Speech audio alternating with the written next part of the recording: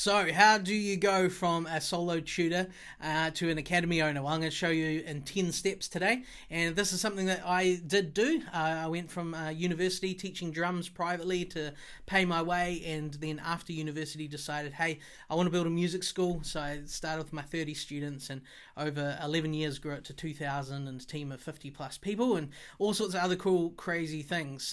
Now, before we get into the 10 steps, if you haven't checked out buildamusicschool.com, go over there, and there is a free masterclass where I show you that whole journey and some of the best lessons and tips that I wished I would have known, and you can apply them to your studio no matter what level you're at. You'll find it really helpful. Even if you don't want to build a massive school and you just want to improve your solo teaching business, you'll find that really, really valuable. So go check that out, buildamusicschool.com. But let's get into these 10 things, okay? So 10 steps to go from solo tutor to academy owner. So if you are not wanting to stay sort of, stuck in the sort of just owning a job, but you want to build a business, these are 10 steps for you.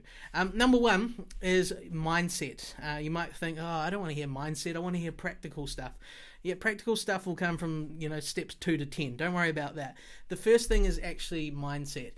This is a step going from solo to a business owner. That's 99%, that's not a statistical figure, but my guesstimate, 99% of tutors, they never take that step. They never take that plunge, go out on a limb and, chase that big dream. And so the mindset thing is actually really important. So you need to get excited about the journey that you're taking. You need to know that it's going to be really hard, but there is going to be a whole lot more lives change through the work that you do. You're going to create awesome jobs. You're going to build a team around you that loves what you, the vision that you're setting, and they rally behind you and help you achieve it. You are going to earn a lot more money. You are going to have more freedom. It's going to be really hard, but it is going to be worth it. So the first step is like getting your mindset right, forming that vision of where you're headed, why you're doing this, and knowing that it's going to be tricky, but it is going to be worth it, and just stick at it. So that is number one. Get your mindset right. Okay, number two is that you need to do the maths. Okay, so you need to have your finances in order, and you need to be running a solid cash flow forecast. So if you don't know how to do that, head over to buildamusicschool.com, and I talk about that in that workshop I mentioned. You want to know how much money you've got coming in, what it all looks like, be able to see it, because once you take someone on as an employee or even a contractor, that's a real responsibility, and so it is up to you to be responsible for that person. And one of the ways you do that is ensure that you have your finances in order. You can imagine how depressing it would be for someone to join your team all excited to then find that you run out of money in 2 months and they have to quit and go find another job. So you need to do the maths. You need to run what we call a feasibility study. That's where you see, is it feasible for you to start bringing someone on and paying them to join your team?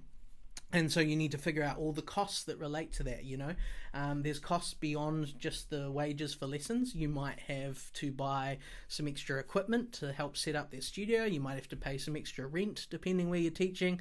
Maybe you get t-shirts with logos and you got to buy some t-shirts for $50.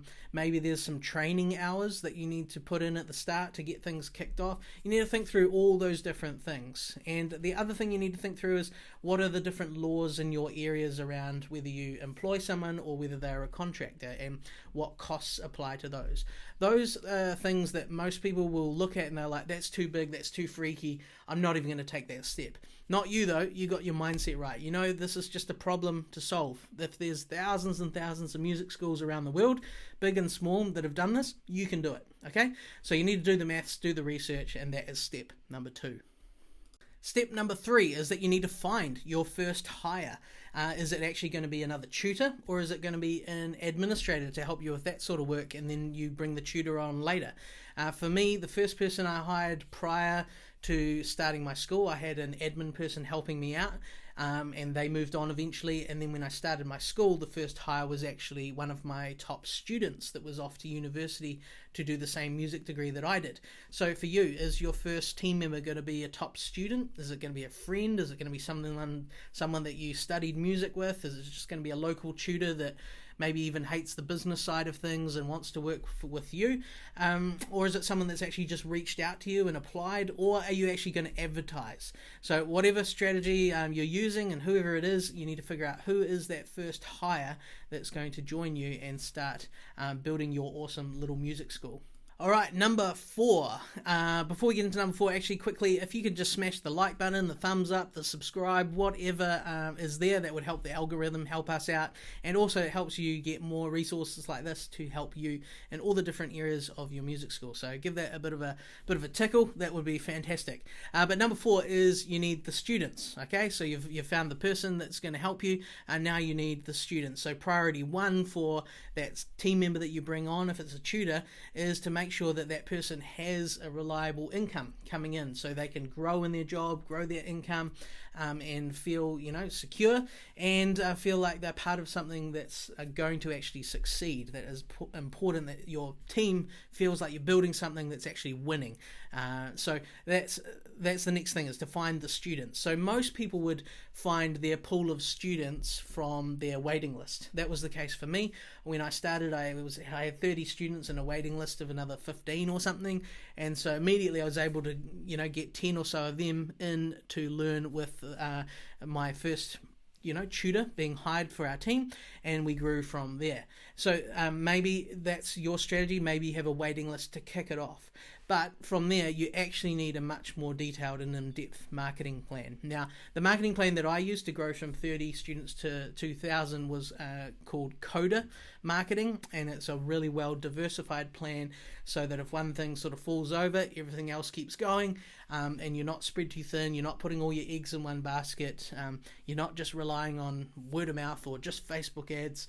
So check that out, Coda Marketing, in that workshop, that free masterclass that you can find at buildamusicschool.com. So grab that, totally free, and that will give you a really good marketing training that you're going to need to grow on any level. So that is number 4, getting the students sorted. Okay, number 5 is that you need the legal documents. Okay, so when you hire someone, it's a legal process, and so there are certain things you need to do to actually meet your obligations with employment law, and that'll be different from country to country, state, town to state or town, but it's going to include things like you need to have a letter of offer, you need to have a job description, a contract, there'll be tax forms to get their IRD, IRS number, and you also need to clarify things like what are all the tricky issues that you might come across. Things like, well, what happens if a student doesn't show up or doesn't pay? How does that affect someone's wages? Or how do you handle catch-up lessons? What are your policies around that and team members? And all those sorts of tricky things you need to think through and have a plan for, so you're not just figuring it out as you go. And all that work's been done by loads of music schools. You can get access to how all the forms and details that we use for our school, we give those to people, and so you need to find what are the answers to those things so you can lay them out clearly for anyone joining your team. So number 5, get all the legal documents in order. Number 6 is that you need to get your payroll system and timesheet recording sorted. So how are you going to pay people, and what frequency are you going to pay them? You're going to pay them every week? Is it going to be every fortnight, every month? Whatever system you decide to do, you need to clarify that with the person, agree on that, and you need to figure out, hey, how are you going to pay their tax? And what are the obligations? Is there tax plus some sort of we call it KiwiSaver here, you might call it superannuation. Are there any other obligations like that you need to cover? And also on their end, how are they going to record their hours? Is there a piece of software you're going to use? Are you going to make a spreadsheet? Are they going to text you every week? What are you going to use? So you need to figure out all the payroll side of things and all the timesheet things. Again, these are just systems, things you have to create. You can tweak them over time, but they're things that are important, and they need to be in place. So that's number 6. Okay, number 7 is you need a communication strategy to the parents and the students. So you may or may not be moving some students from your timetable to a new tutor's, but you are doing a big change, right? There's something different happening. You're going from being a solo tutor operation to a small music school, and so you want to communicate that change, because you can get people excited about what's happening. You can frame it it in a way that it's all about them. People are always thinking, what's in it for me? So always frame your communications that way. So you want to be saying things like, hey, we're going to be building something cooler, because in the future we can see that if we do this, we can create more cool opportunities for students. We can do better concerts. We can put kids in bands, chamber groups, choirs, competitions, holiday programs. We're building something cooler. It's going to be awesome. These are some of the changes that are happening. So you need to develop your little communication strategy and highlight the benefits for them. Next is you want to be prepared with any answers for people that might complain why they don't get to learn with you anymore, because maybe you're going to step back a little bit of all the teaching hours that you do so you can work on the business, not just in it, because that's going to be one of your long-term goals. And so you need to be prepared, because some people, they are going to complain. You're going to get a little bit of negativity, but I just want to encourage you that what you are what you're building is far bigger and better, more exciting than any one negative person's feelings. Okay, so remember that. You will get some negativity, but who cares? Don't worry about it. You're building something awesome. Power on. Okay, number 8 is that you need some training for your new tutor. Now, the truth is that most private music teachers, they have not done actually any sort of formal training around teaching. Usually, and this is not everyone, but most people, it's like, oh, I'm a good musician, I like working with kids, therefore I'm a good teacher and I'll kind of figure it out and learn on the job. That is okay. You can become an amazing teacher that way, but there's actually a lot of benefit in actually just putting yourself and your team through a proper teacher training program, and they're not expensive. It doesn't mean you don't want to go do a year's study and sacrifice your income for a year, anything silly like that, but you want to find a teacher training program. I know we have one that we put all our staff through to this day. We give it to all our Build a Music School people that join us, and they put all their team through, no extra cost, and it's called Teaching Matters, and that walks them through all that, the science and strategy around teaching and how it applies to being a great music teacher. So that's something you want to think about. You want to have some level of training. Maybe you don't join us and get access to that, but you want to sit down and talk about teacher training, and you want to set a standard that it's not just do what you want and I will just agree with everything, but you are the boss. This is your studio, and you do expect a standard, and you expect a kind of a humble attitude from people, that they're eager to learn, be open to feedback, and these sorts of things. So if you don't set a standard early on where people need to be comfortable with feedback, you'll have lots of problems. And musicians can be notorious for having egos and being hard to give feedback to. So set that standard early on where you are passionate about doing a great job as teachers, and there is some training, there is some ongoing development, and you're open to that yourself, and they need to be as well. Okay, number 9 is a follow-on from that, is that you need to have an ongoing observation strategy. This doesn't have to be really, really regular, but at least, once, twice a year, you need to be going and sitting in on a lesson or two of any team members, and you need to have, sort of like a checklist or an observation form, and you need to go through it and give that feedback, and then sit down with the person and review it together, discuss things.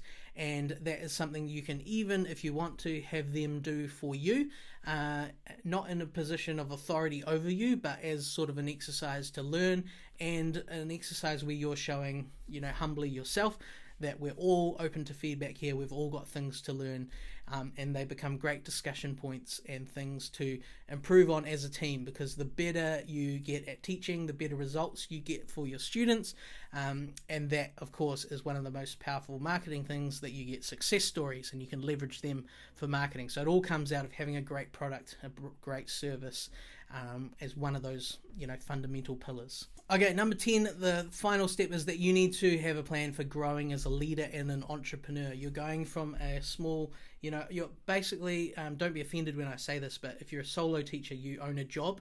Yes, technically it might be a business, but it's actually a job. It's not a business that can be sold for 2-3 times the net profit or anything like that. So you actually own a job. You're going to build a business now. So now you're more of a leader and an entrepreneur, and those are things that you need to develop.